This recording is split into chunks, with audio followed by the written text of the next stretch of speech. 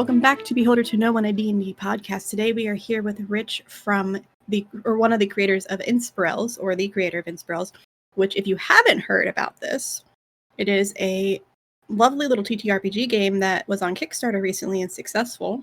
And you get to use sign language, either American or British Sign Language, to do things in the game, which I thought was freaking fantastic. Thank you, Nikki. Nice to be on the show. We're looking forward to having a chat.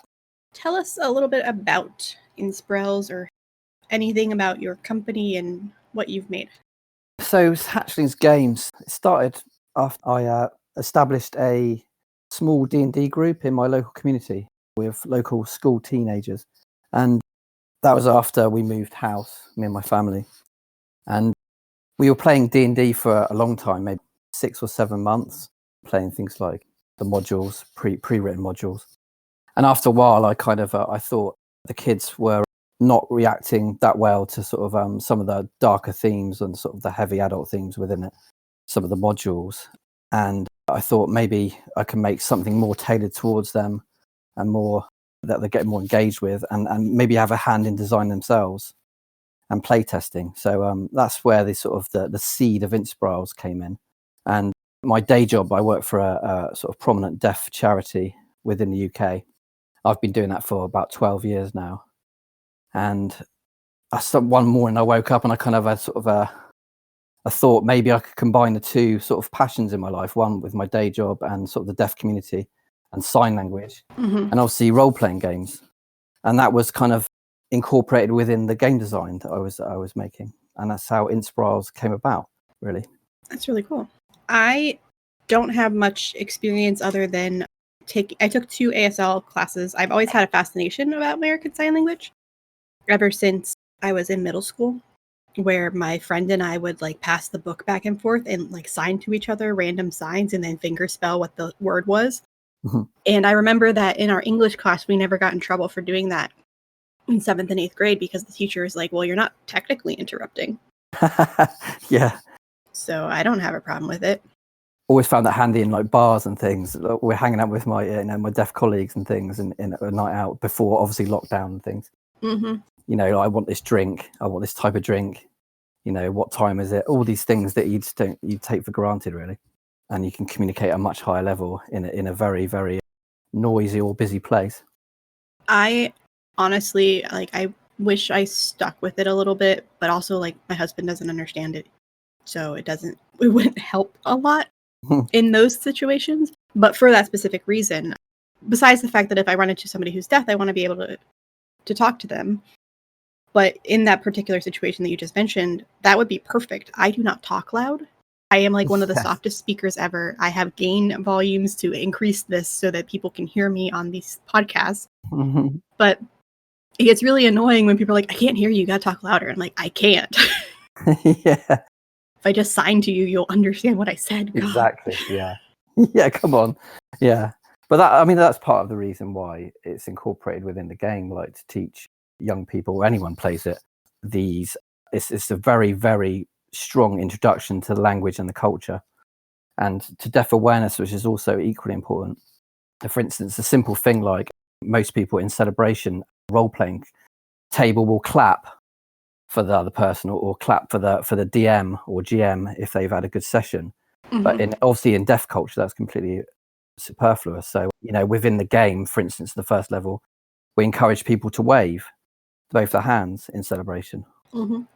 Simple things like that people, you know, they're not aware of it, really.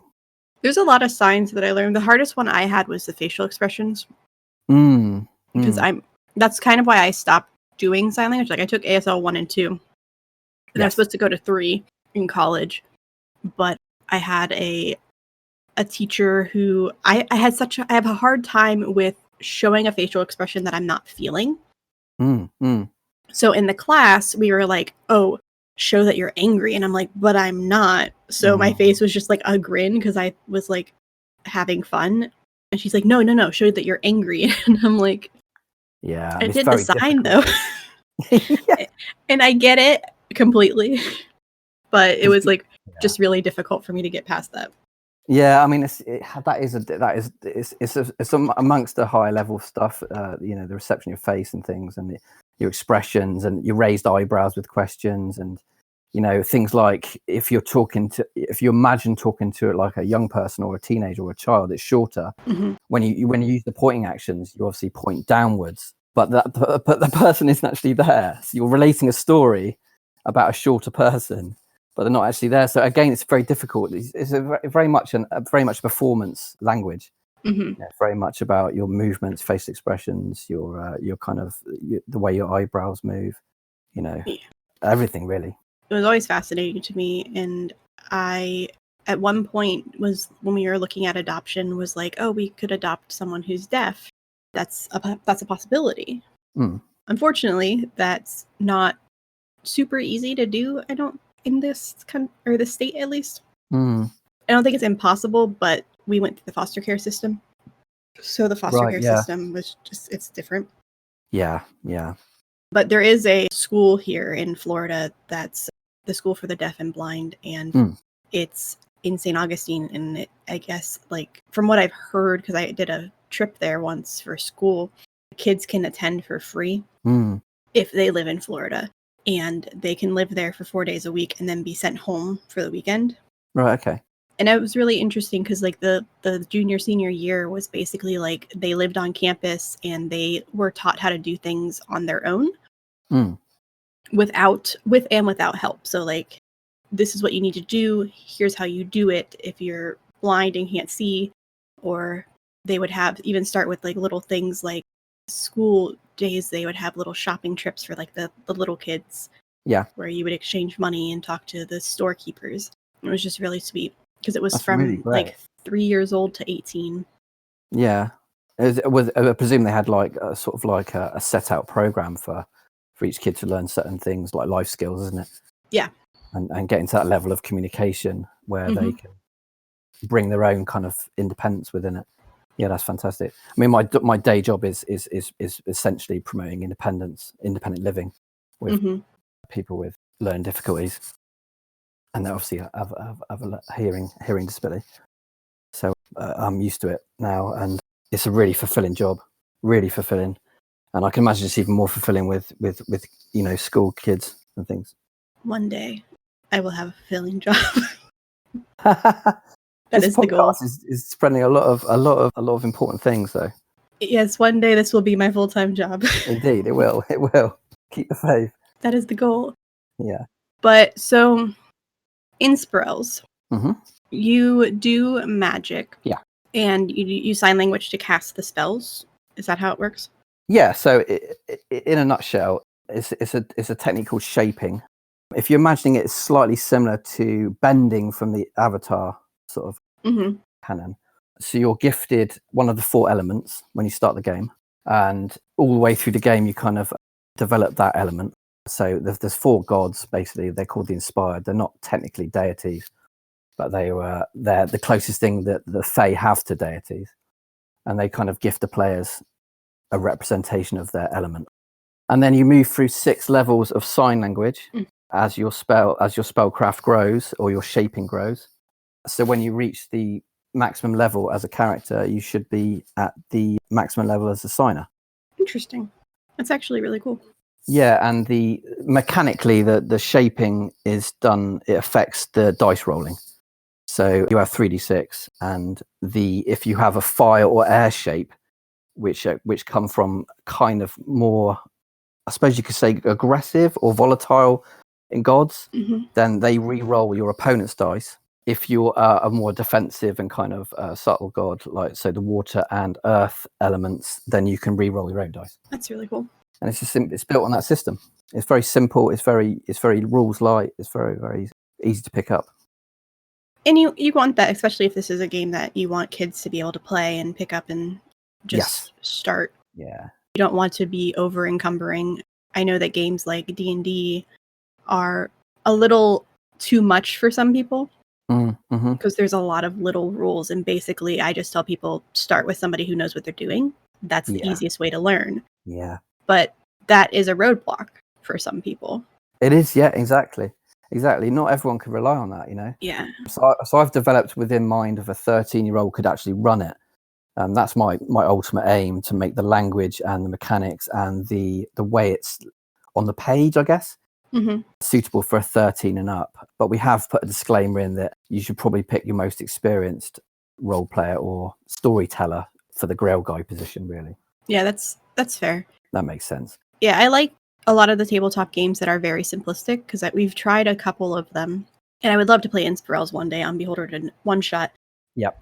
But we've tried some games like Honey Heist, or like a game called Lewd Grannies, or simple games like that were just like, okay, here's a page, this is how you play it, go. Like, that was the extent of it. Yeah.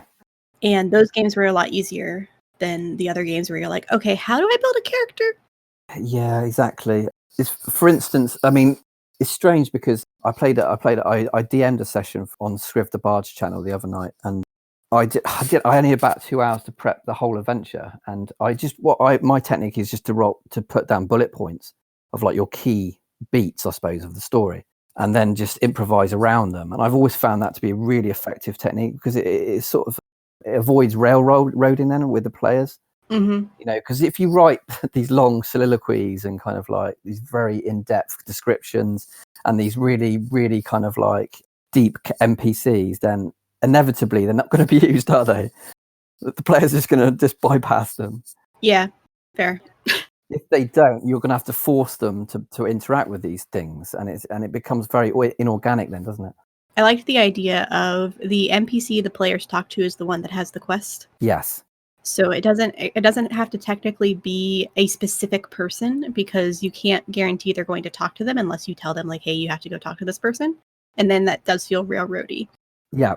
And the same concept kind of happens where it's like a false sandbox where you can go left or right, but they still lead the same way.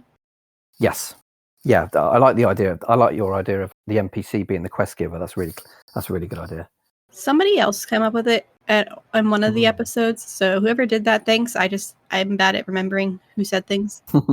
But the Inspirisles character creation is entirely narratively driven. It's entirely narrative. The only mechanics we've got, and I think it's still important, especially for kids games, especially if this is aimed at teenagers, to have some sort of mathematical workings out, and kind of like to have a little bit of a focus on the numbers. Gotta get that learn on. Yeah, I guess so. I'm trying to hit quite a few sort of like milestones in terms of learning, but the actual character creation is entirely thematic and narrative.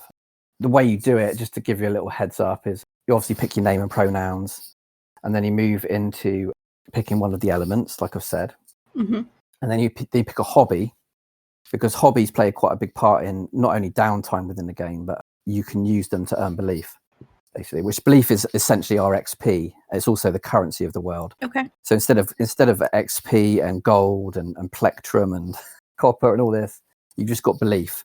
But the players happen to collect a huge amount, because they're related to Arthur and Guinevere. So the normal sort of inhabitants of the islands have a meager amount that they can live on, or the royals, or the sort of like the royal families of the races there have a lot more. So yeah, you pick a hobby, and then you go into this to give your character a kind of unique feel and kind of individuality. You have this mechanic called the bedroom template, which is basically your ideal bedroom as a teenager. And it goes through all these different questions, like what's the atmosphere like, what's on the walls, where do you hide your secrets, things like that. What are your 5 favorite items that are close to you and that mean something to you? And then when you've got these 5 items, they affect the game mechanically as you go through. That's pretty cool. And they grow in power.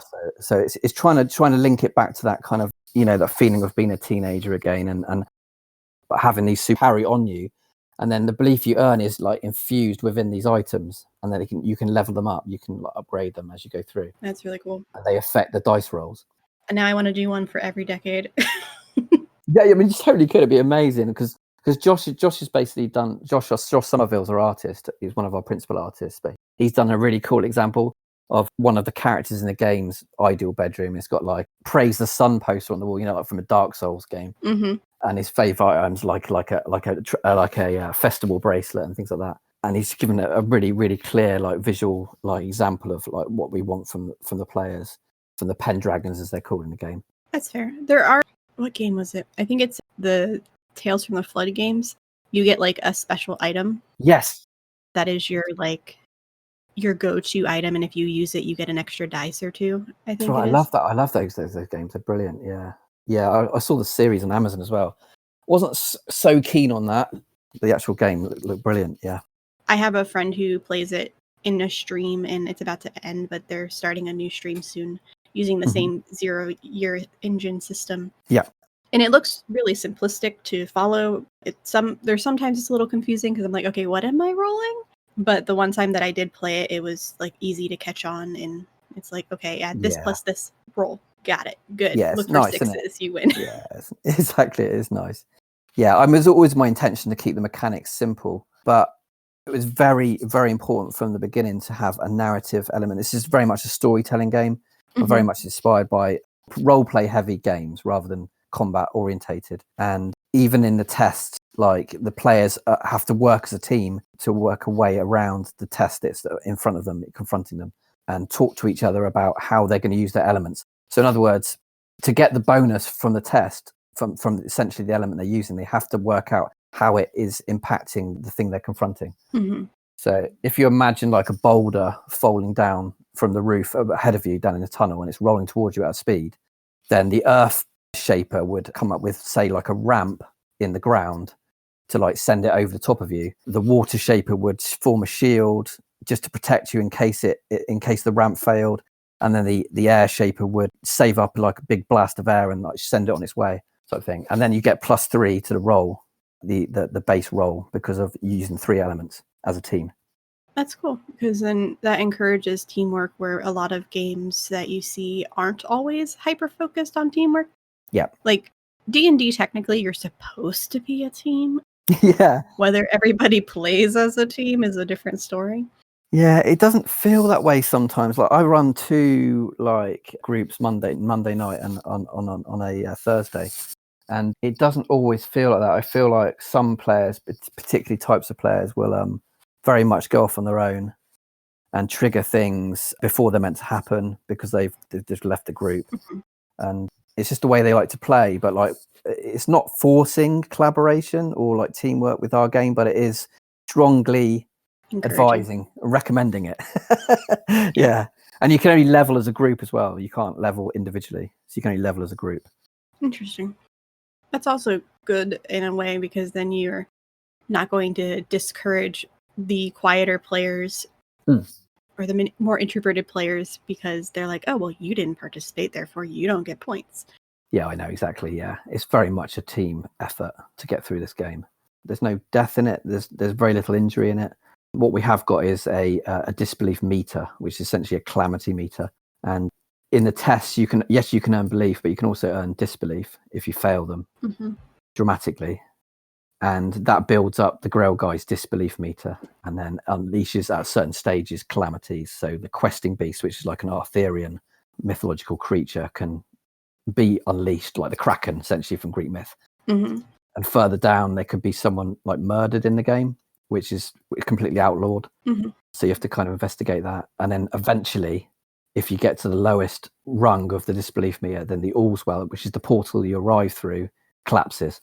And the Grail Guy can say, well, that's the end of the game. Or they can say, well, you have to work to rebuild it or to reopen it. Yeah. It's like, it's maybe hard, but it's not impossible. Yep, exactly. Type of lesson. Yeah. That is a neat concept. I like it. Thank you. I like TTRPGs that are focused on roleplay. Even in D&D, I specifically, when I started DMing a new game, I was like, look, I want the focus to be on roleplay. Like, yes, combat, because it's 5th edition that we're playing, combat's good occasionally. And I like particular rules because I like knowing what to expect. But like, if you're not going to roleplay out what you're doing, it gets boring. Yeah. And it's like, okay, I get that you stab the guy, or I get that you punch the guy, or I get that you try to do X, but how do you do it? Yeah.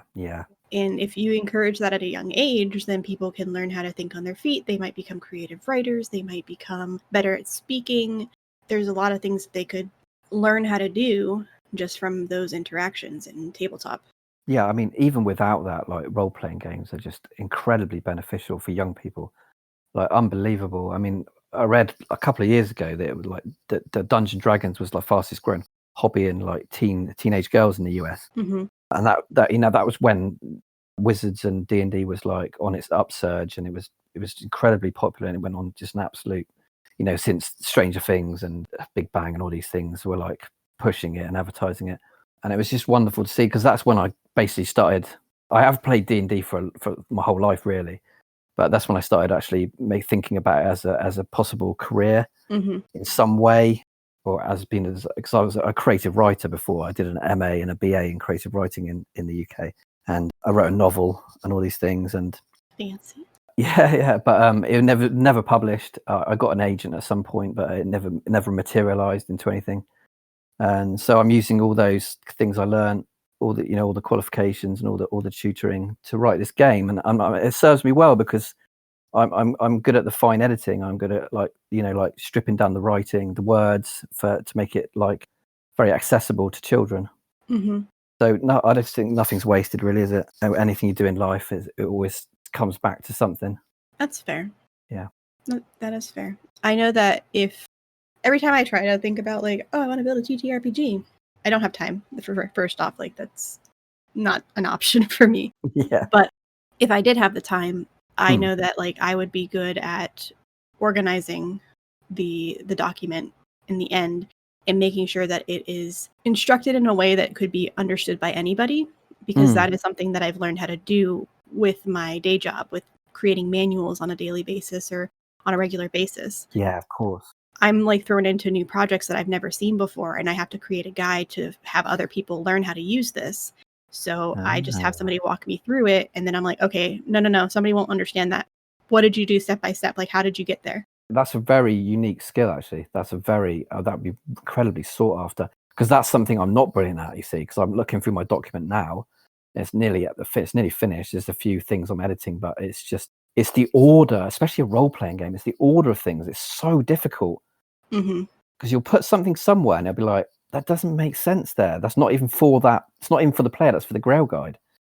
So like that needs to come up here, and you end up shifting everything around, and eventually you get there. But like with a keen eye like yours, yeah, that would be. I mean, you should definitely put that out to designers and things.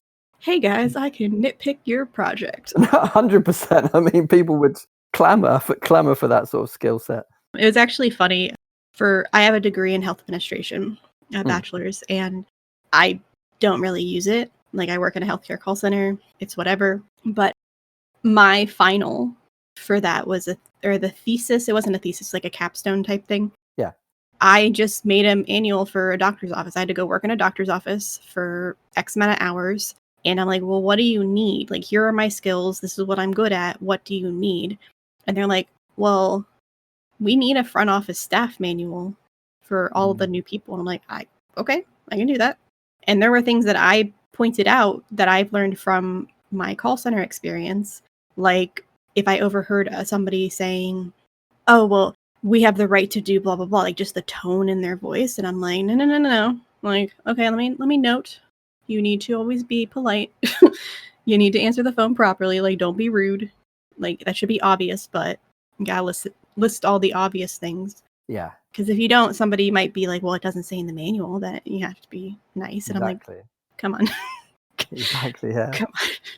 No, it's quite a unique thing to be able to do. It's like any skill set, and then people have all different types of things. Stuff they don't even realize they possess, from past experiences. But yeah, that's brilliant. I think if you ever did to come to design your own or get a team around you, then that would set you in. That's a very good quality, good strength you have. It does have a negative in a sense if I'm designing my own and don't have somebody else helping me, because I will hyper focus on things. Yeah. Till they get perfect. And then I'll have 20 pages about like a tire or something, and then like they're just like, okay, where's the game? And I'm like, I don't know yet. I was busy planning the gear. If they wear a dress, they get +5. I don't know. Yeah, you would become obsessed with the fine details. 100%. You're moving this about, yeah. That's exactly what happened when I did try to build a city building game. Yeah. eventually I was like, oh, I was going to use it for this game that I'm playing. And my friend was just like, why don't I just look for a game that already exists that you can use for that? And I'm like, you're probably right. Like, I don't have time to plan it and like make the minute details. And I'm going to like come up with ideas in the middle of nowhere and they're not going to make sense. And we ended up using a really good system called Baldur's Guide to Kingdom Building that's made by the same creator as An Elf and an Orc Had a Little Baby. Yeah. Which I just found out today. So I was like, oh, that's cool. I like both of those. That's brilliant. I forget their name though. I'll put the details in the description. But they like planned out everything in a way that was understandable and like clear and concise and like made it like a character sheet basically. Oh, nice. Versus like, oh, it's a town and it has its own thing. And instead of like strength and con and dex and stuff like that, it had like religion and lore and military. Yeah. And you started at 1 and then you built buildings slowly over time that increased those stats. That's nice. So I was like, I like it. It's easy. Yeah. It's easy enough. And then I can tweak it to make it what I want in these ways. And that's what I did. I took like 5 or 6 things that I liked from a bunch of different homebrew and then just combined it into a cluster of chaos that is somehow working right now. Organized chaos. Yeah, I think that's. I've big influence on me since I discovered this quest RPG. Oh yeah, I've heard about that. Particularly the way it's communicated on the page as well. I mean, it's a huge influence on me in some ways. I was always deep into production on the game when I picked it up, and the development team there sent me a free copy because I said I was designing my own game, and send me a PDF if you can. I would have paid for it, but they insisted. And it's just so clean. It's just so clean. Like even the image down to the images within it. Mm-hmm. It all makes complete sense. Even when you level up, you gain like you don't level up the traditional way. When you finish the session, you gain a trait. Basically, so every time you finish a session, regardless of how long it was, you get a trait. It's just it flows very nicely. It's very organic. Everything's simply accessible kind of tutorials out there. Yeah, I think people forget that sometimes. People think, well, D&D is very easy to pick up, but really, it's not that easy. Really, there's a lot of statistics going on.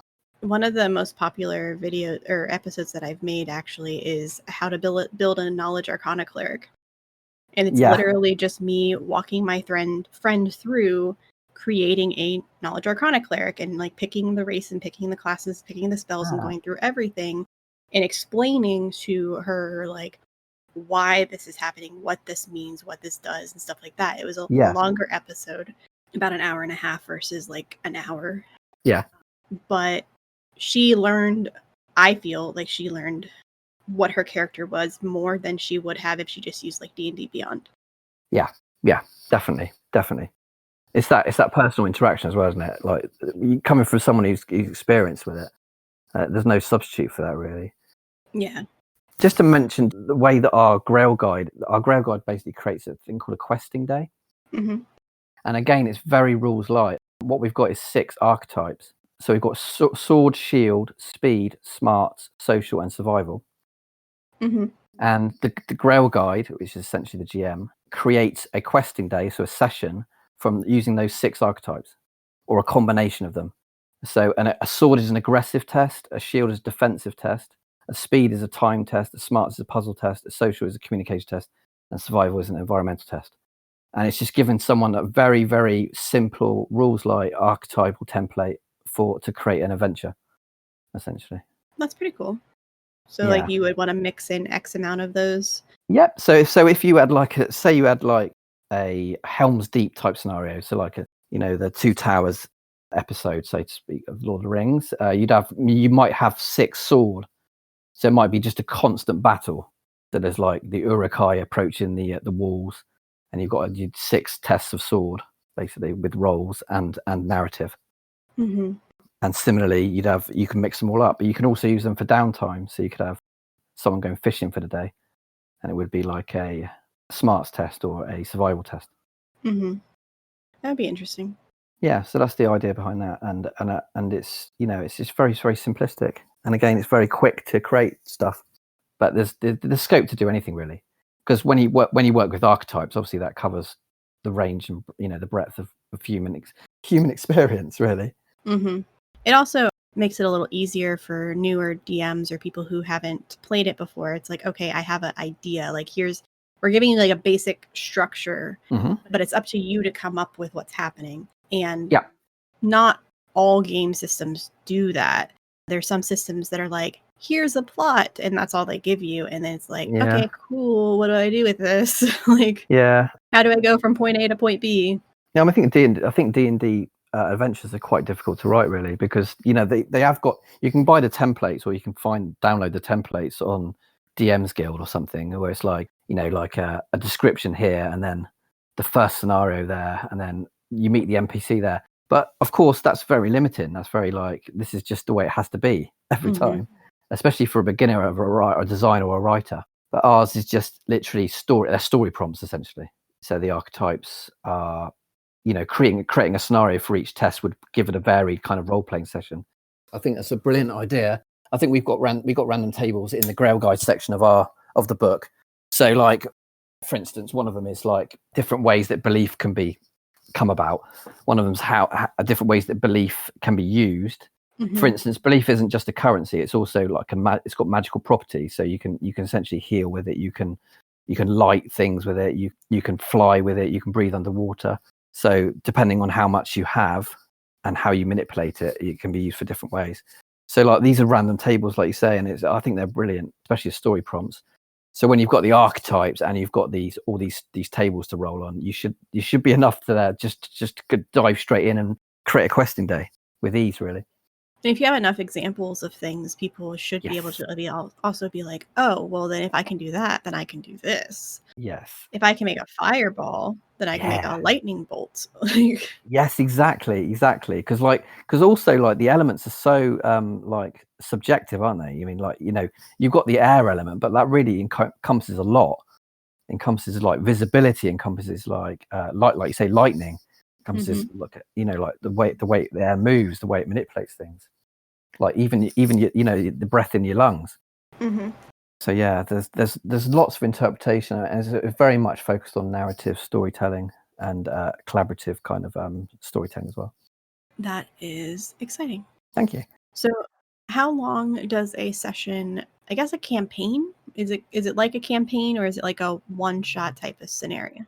There's two ways you can play, really. Well, there's not two ways you can play, but it essentially breaks down like this. So the sessions can last as long as you want, but you recommend like 2 hours. Because again, you might be playing with younger people and they might get a bit tired or something. They like, in my hatchlings teams, they got a bit exhausted after 2 hours and they wanted to go home, really, and have some snacks and things. So you can play. We recommend like 2 hours per session maximum, and within that, obviously, you have the 6 archetypes. So in whatever combination you want, and then within those archetypes are just literally tests. So our tests aren't like D&D, where it's like roll initiative. Sorry, not roll initiative, like roll investigation as a skill check. That's very quick. Our tests are a bit more involved. They're narratively based, so it would be like that boulder I described earlier. So it will go from the beginning of that test all the way to the end with the resolution of it. So if you imagine 6 of them per session, but in between that or outside of that, there'll be all role playing. So like there would be in D&D, you have a combat encounter or you have a social encounter, but in between that, there's all the role playing and the character interactions. So that's the normal way it works, and the name of the game is to restore the world tree. So you're meant to gift a large amount of belief to the world tree, and that levels you up. You're meant to buy items or upgrade items that you also have to spend belief on that. And the other way you can get through the game is by finding the 6 parts of Excalibur, which have been broken, and they've basically, Arthur's last resting place was desecrated, and these 6 parts were stolen around the islands. And if you locate these 6 pieces and retrieve them, recover them, then Kilner, who's the fire god, can basically reforge it. Interesting. So there's a number of ways you can kind of go through the game, and that's our kind of I would say our campaign side of things. And that would also give multiple options for people to play, so you could play it again. With just the basic settings and be like, okay, well, this time I want to do this. This time let's try to get the Excalibur sword. That type of thing.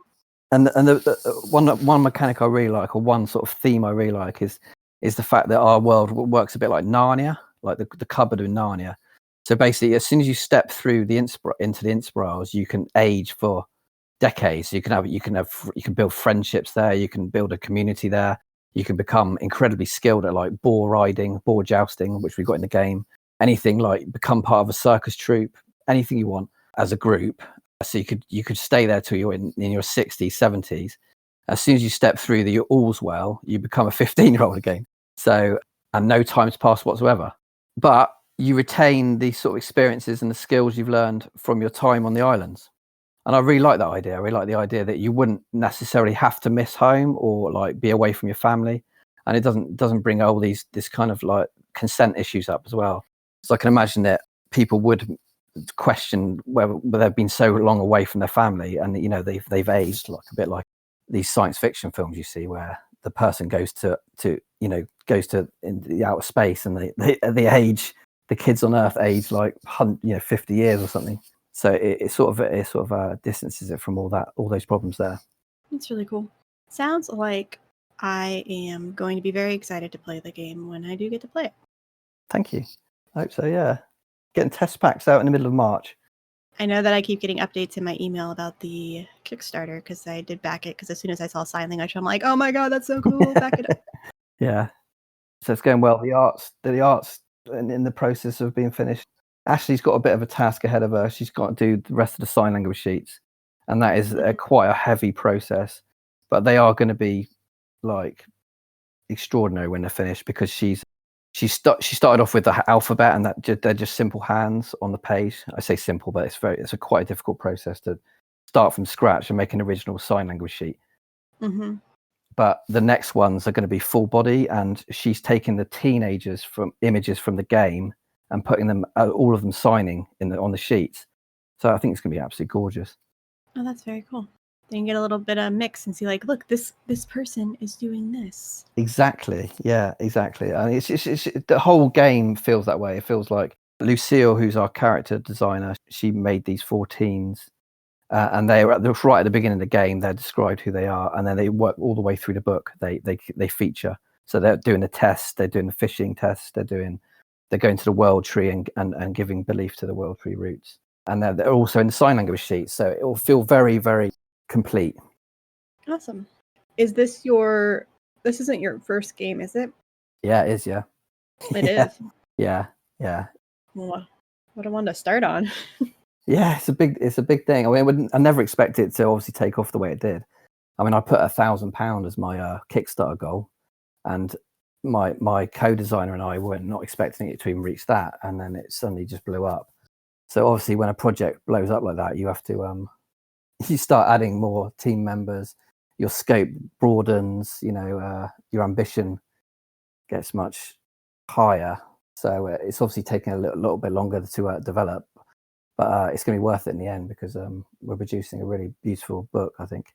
And it's good to recognize that you need to bring in people outside of your scope to help with it, because I know that some people are like, oh, well, I need to do this myself because it was my idea, when in actuality, you need to understand when to bring somebody else who is going to do it better and make it a better project. Yes.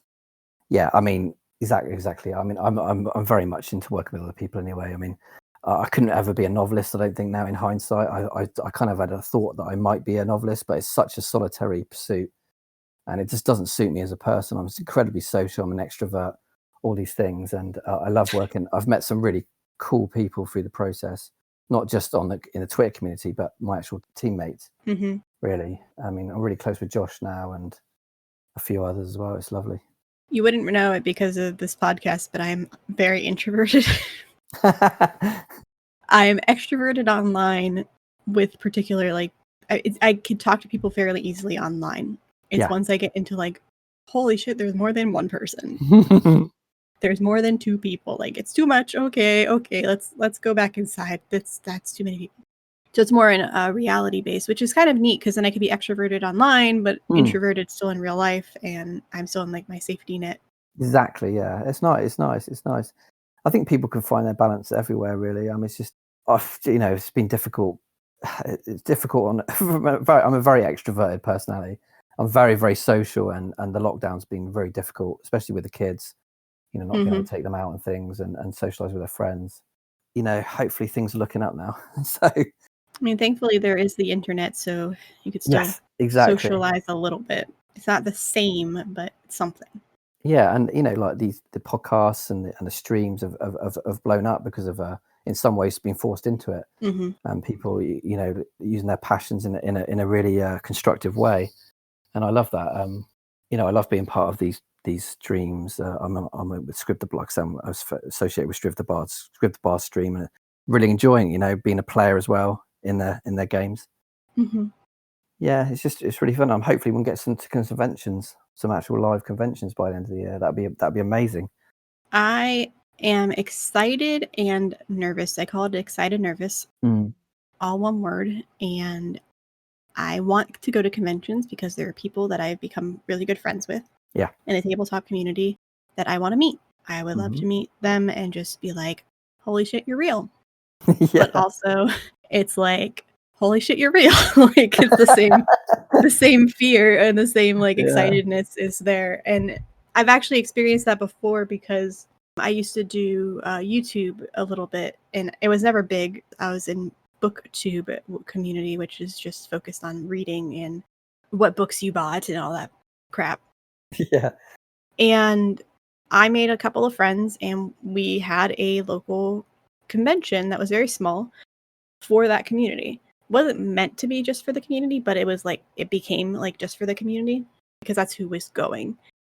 And I got to meet people who I have only spoken to in comments or spoken to on Twitter, and I'm like, you're a real person. Holy crap. And that was the first time I had somebody I watched your videos. I'm like, wait, what? You did? Why? Yeah, it's quite bizarre. Yeah, it's different. I suppose it is very different if you're. It's very dependent on your personality. I'm just unlike my daughter. I just go up to anyone. I'm like, hey, oh man, I saw you on Twitter. I can't believe just putting a face to the typing. It takes me a little bit to get to the point, but eventually I'm like, I'll hate myself if I don't. Just do it. Just Nikki, just do it. You're gonna be real mad. No, I can't do it. No, just do it, or you're gonna be mad. Yeah, but I was communicating with Scriv and Monique for quite a long, maybe 6 or 7 months, and then Scriv invited me to a convention she'd organised, and that's when I met them both, and now we're firm friends. Lovely to have a couple of people within the community that you can not only sort of lean on or sort of turn to for advice, but that you can just touch base with. They're there for you. You know them as well. That's the main point. You never really know people until you meet them and spend some quality time with them. So that's lovely. That's a gift. That's a gift. I know that I have a couple of friends that are online only, basically. I've never met them in person. I have one that I've known for 7+ years. Yeah. And we've never met. I just haven't had the chance to fly up to Pennsylvania and meet them. Yeah. And they have 4 kids, so them coming down here isn't really an option. Yeah. I'm in Florida, even though I'm like, if you come to Florida, you can go to Orlando and the kids would love it, but that's all very expensive. But then I met people through the tabletop community that I talk to on a daily basis. Every single day I talk to them. Some in particular will reach out daily and be like, hey, you okay? You good? How's your day going? If you need to talk, I'm here. Oh, you're having a bad day? Okay, let's talk. But the rest of the time, it's just getting to know people. And for me, the first interaction where I'm like, okay, you're a real person. This is legit. I could see us becoming friends, is when we have that voice call.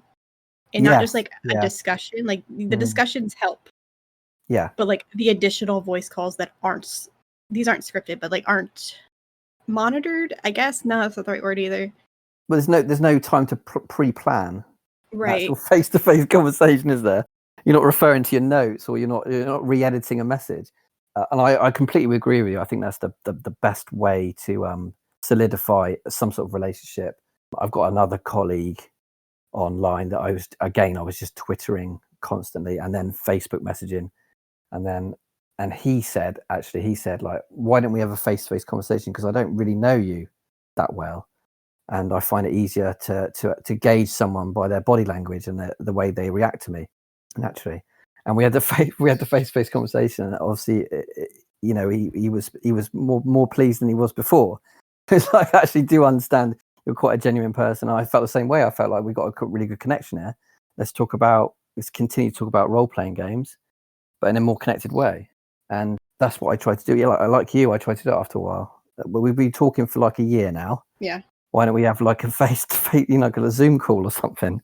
Yeah, there's one of my friends that I've spoken to. We talked for like a month or so before I even knew what they looked like.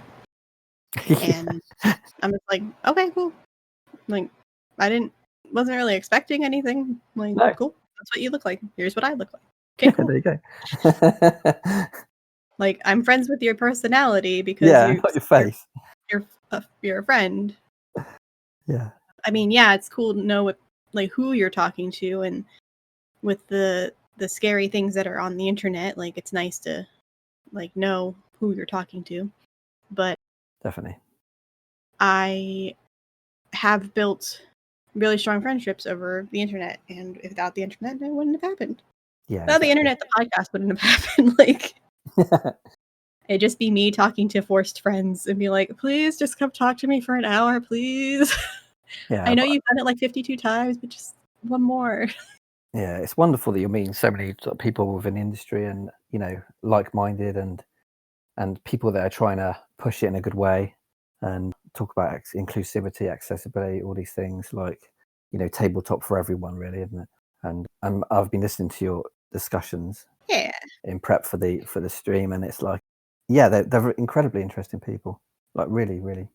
There have been so many people that have just been like, holy crap. Like, I didn't even think that topic would be a thing that I would want to talk about. And I mentioned this previously when I first came back to recording, because I started this in December of 2019. Mm-hmm. So this wasn't a pandemic decision. This was like I'm turning 30, I want to have a podcast decision. Mm-hmm. Maybe I was 31. I don't remember. Somewhere around there. But I was like, I want to talk to people who are just as obsessed or enjoy D&D or tabletop games as much as I do. Because honestly, my husband is probably tired of hearing me talk about it. Yeah. There's only so much you can hear the same story. Yeah. But there's people in the community, they can never get tired of it. They never get tired of it. There are so many people in the community, and I'm just like, okay, awesome. And now I've had like conversations with almost 50 people, just like talking about random stuff or trying new games. I think we are at like 15, 16 games that I've tried. That's amazing. Slightly off because we did a couple of multiple episode ones, but like I've tried a bunch of games that I never would have thought of trying before. And that's why I made Beholder to One Shot, which is just a secondary show for this podcast. Because I wanted to try tabletop games. I wanted to force myself to be in a situation where at least twice a month I try something new. Nice. That's really cool. And that's what I did. And then with the actual play, I was like, well, I want to do an actual play. I want to see how that works. Let's play around with it. Yeah. And I'm loving it. Yeah, it's lovely that you formed a base and then you're branching out now. I think that's really I think that's really a natural process. I think it's the same for most people within the community. They kind of start with either they make dice, or they make candles, or they do a stream, or they're a performer like Draconics and people, and then they start to branch out, and he's talking about maybe designing a game now, or like becoming more involved within the indie scene, even though he started with D&D. It's just a natural organic process, I think, and it's what's wonderful about it. There's so many avenues within the community and within the industry, isn't there? Yeah. It's inexhaustible. It's wonderful, and it's all beneficial. It's all beneficial if you're at the right table and you're with the right people. Then it can be the most pleasurable experience imaginable. Yeah, and even if it's not like just with Beholder to No One, I've played with some amazing players at other people's tables and other people's shows. One of my favorite things that I have been able to participate in was the 10 Tabletop Tales, which was in December, where 9 of my friends and I created one-shots that we released throughout the month of December that we all played in. Right. And it was just so much fun. Like, we played it over the course of like 4 or 5 months, but we had released them all in December. That's and I got so to play in cool. so many different like game Stories. styles and Yeah. stories. That's so cool. That's a great idea. It was so much I fun. love that. Yeah, that's brilliant. The other thing I got to do was I got to participate in like my first charity stream on my friend's show, and we played Curse of Strahd 89 or 87, I think it was, Okay. where it was a 0-year engine, so Tales from the Flood style, but it was in Miami spring break, and it was 87, so Strahd was wearing like a white business suit, and we were on spring break. Nice. Lost And Boys. what happens when we meet Strahd in Miami? Nice. That's so cool. The first one you talked about, the 10, what was it called? 10 tabletop tales. 10 tabletops. It reminds me a bit of, have you seen that film Boyhood, where it's like filmed over like a child's life? It reminds me a bit like that. You've filmed the sessions, or you've played the sessions, recorded them, Mm-hmm. and then you just release it as like a anthology kind of. Yeah, pretty much. It's brilliant. Yeah, it's brilliant. I think 9 of them were recorded and 1 was a live stream. Yeah. And we're just like, hey, on the 2nd, this is what's going on. Go listen to it. Hey, on the 3rd, this is what's happening. People are doing some amazing things. Mine released on our 1-year anniversary. I specifically was like, ooh, cool. It falls on my anniversary and / my birthday. That's the day I want to release this. Which was chaotic because the next day I was doing a charity stream for 12 hours. Yeah. Do you often burn yourself out? It sounds like you might do. There are weeks. Yeah. I mean, for the most part, I think I have it pretty well balanced. Good. That's brilliant. A lot of the stuff that I'm adding to this world, I guess, so to the docket, are things that are either replacing something else or in exchange of something else. So, like, that's good. Our Clearlight game is going to end eventually, and I'm planning with the new DM for the next game that will replace it. Cool. Yeah, it's really sensible. Yeah. I play on Sundays, every Sunday for Awfully Queer Heroes, and once a month I don't play with them, and we've had that agreement, and I play with a Savage World sci-fi game that I wanted to start. Cool. So I'm still playing every Sunday. Yeah. I'm just switching it up. Yeah, that's good. That's great. That's really, really sensible. I suppose that would have come with experience with the podcast as well, learning where your limits are in certain ways, because you really want to avoid that, obviously. Yeah. Also, do not be afraid of bi-weekly and monthly schedules for recordings. Like, do not. Please, just take it. You'll thank yourself later. Yeah. It's so hard to plan over weekly schedules because at least if you're bi-weekly, you're like, okay, we're playing this week, so do all your things you need to do next week. Yeah, our Heroes of Iostaris streams every 2 weeks, and it's really kind of satisfying and really unpressured. It's just wonderful because we the other thing I do, my home game is Strahd, and the player that I sort of like took through the rules and DM'd sessions for him. He's now our DM for that session. That's really satisfying when someone takes the DM mantle and gets that enthused about role playing from level 0 to a DM within 6 months. It's brilliant. It's really, really encouraging. I am always amazed when someone says like, "Oh, my first time playing was a DM and I was doing it on podcasts." I'm like, "What? Wow. What do you mean?" Like, and I've heard that more than once, where people who were on the show are like, "Oh yeah, that was my first time playing ever," and I'm like, "I'm sorry, you decided to pick up 5th edition for the first time and record it, and then publish it with no previous experience." Wow. Yeah. That is bold, and good luck to them. Really good luck. I'm like, you have some confidence. Well, I have been playing for 18 years, and I am still terrified to record myself DMing a campaign. Yeah, 100%. Yeah. I mean, that's really, really, I mean, credit to them, but, they would have to bring a lot of, beyond confidence, they'd have to bring a lot of other skill sets to it. For instance, like possibly performing arts experience or something, because I don't know how that would go. I mean, I certainly wouldn't be able to do that. No way. I've been playing for a long time as well. I have watched a couple or listened to a couple of podcasts where I'm just like, what is this? Yeah. It wasn't super entertaining, and like I'm not gonna call anybody out because I don't want to. No, of course not. No. Do anything like that, but it wasn't like entertaining. It didn't grasp you, and it felt like they weren't enjoying the game. Almost. Yeah. And because it wasn't edited, it didn't like speed up the process either. Like it didn't make it go faster in the sense where players were like, okay, I roll for initiative. Oh, well, let me look at the rules really quick. And like that part wasn't cut out. No. Oh no. And Yeah. it's like sometimes that's important, but only when it's like a new rule. Yes. Like Yes. this is a new subclass that nobody's played before, or it's like new to everybody. Then that one, yes, read out what the star map does for your new monk, for the new monk star whatever thing. Yep. But I don't need to read and record for the 80th time what paralyzed means. Yeah, magic missile. How much damage is magic missile? Oh, please. Granted, there are people who still get magic missile wrong. Yeah. But yeah, that would be frustrating. But like, I mean, it's all good if it's for personal consumption. If you're just recording it and it's like, oh, we're just very, very taking this very lighthearted. Well, or either that, or we're practicing what it's like to record, and we're trying to build our way up.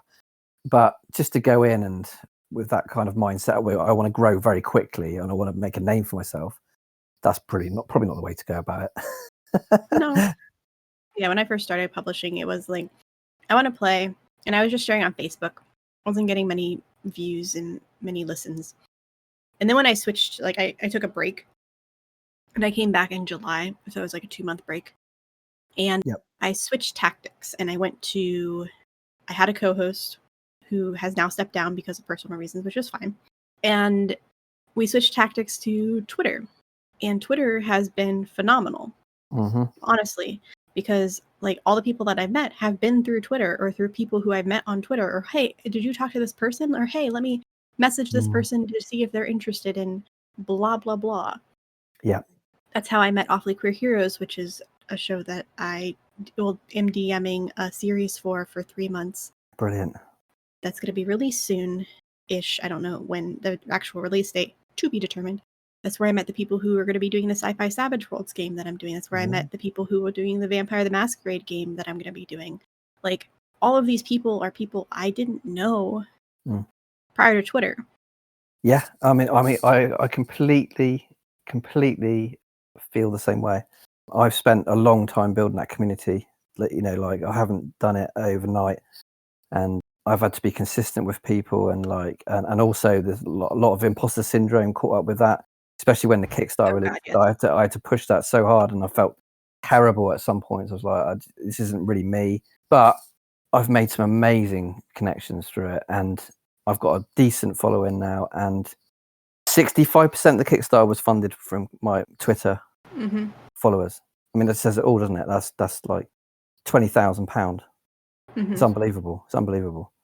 So like I owe them everything, and they know that. They know that people that follow me know that they contributed so much to this, and potentially a career as a game designer. But they also know how thankful you are for it. Yeah, I guess so. Yeah, hopefully. 100%. Like, imposter syndrome is so real every day. Oh, it was crushing. That month the Kickstarter was out, I couldn't believe it.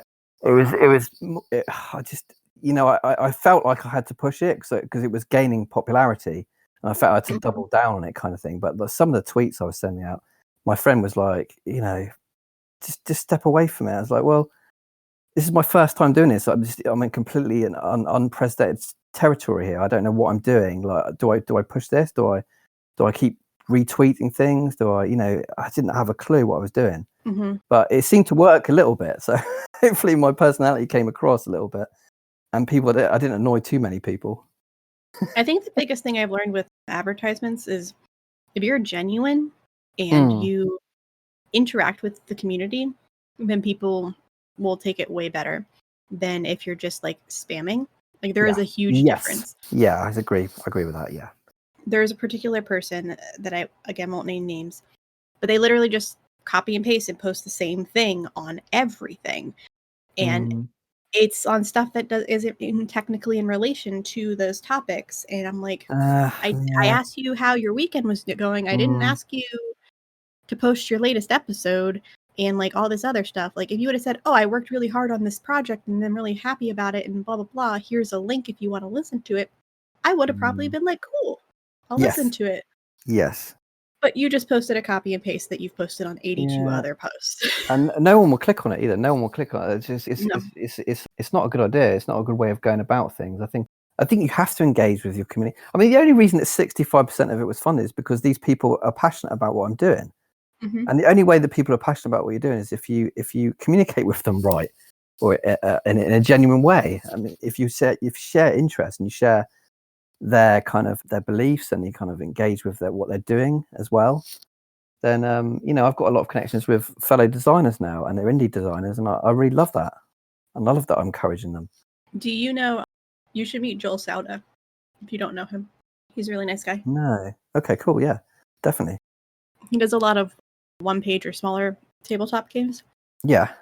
He was the creator of Lewd Grannies and I watched. I couldn't remember his name. Yeah, I watched. I listened. Sorry, to the podcast with him. Yeah, talking about. Yeah, that's right. So he did that one, and that's right. He did Broken Figures, which are 2 one-shots that we played. But he has like a ton of other games too. Yeah, that are all really fun and really cheap. Yeah, I listened to that. He was really, really good interviewer. Really interesting. His background's really interesting. All these things. Yeah. Mm-hmm. Definitely should get to know him. Yeah, 100%. I'm sure he would like a new friend too. Yes. Tabletop. People need to stick together. Yeah, 100%. Yeah, definitely. So, on that note, where can everybody find all the details and anything about you and about Hatchling DM, about Inspirisles? Okay, so I do most of my social media through Twitter. So I'm at Hatchling DM.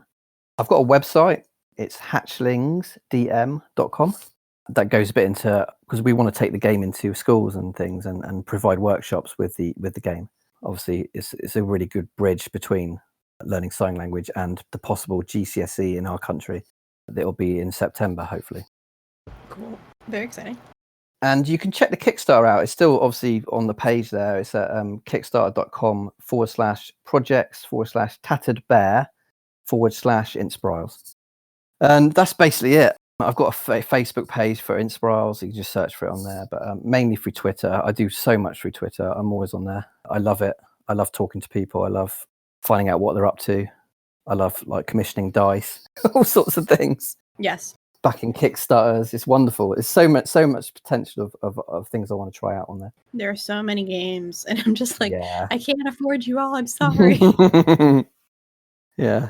Well, awesome. Thank you so much for being on the show. Thank you for having me. It's really a pleasure to speak to you. Everybody, please check out all the descriptions down below. Check out Inspirisles, and if it is officially out and ready, you haven't been able to do it back on my Kickstarter, hopefully you can be able to purchase it in the future. Is that going to be an option? Yeah, absolutely. Yeah. Cool. If not, I was going to cut that part just to be sure. No, you can definitely buy it post-launch, yeah. Awesome.